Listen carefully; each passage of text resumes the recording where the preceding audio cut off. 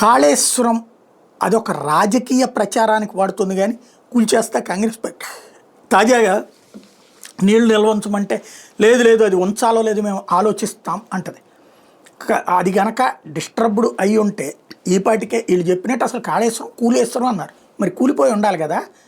నీళ్ళు ఇప్పుడు అక్కడ నిలబెట్టారా నిలబెట్టలేదా, రిలీజ్ చేస్తున్నారా లేదా, మేడిగడ్డ కూలిపోయింది అన్నారు. ప్రచారం అయితే మాత్రం వీళ్ళకి అనుకూల పత్రికల ద్వారా అనుకూల మీడియా ద్వారా అవి రెండు కూలిపోయినాయి. ఖచ్చితంగా లోపాలు జరిగినాయి. ఆ లోపాలని రెక్టిఫై చేసుకుని ముందుకెళ్ళాలి కానీ శాంతం వదిలేస్తారా?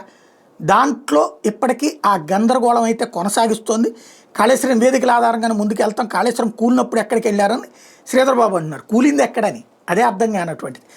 అదే సమయంలో ఇప్పుడు నీళ్లు విడుదల చేయాలని డ్రామాలు ఆడుతున్నారు. కాళేశ్వరం మీద జ్యుడిషియల్ ఎంక్వైరీ వేస్తామన్నాం, కమిషన్ వేసాం, ఫోన్ ట్యాపింగ్ మీద కూడా ప్రభుత్వం తరపున విచారణ చేస్తున్నాం, బీజేపీ బీఆర్ఎస్ మధ్య లోపాయకారి ఒప్పందం, ఇవన్నీ పిచ్చి స్టేట్మెంట్లు కామన్గా ఉంటాయి.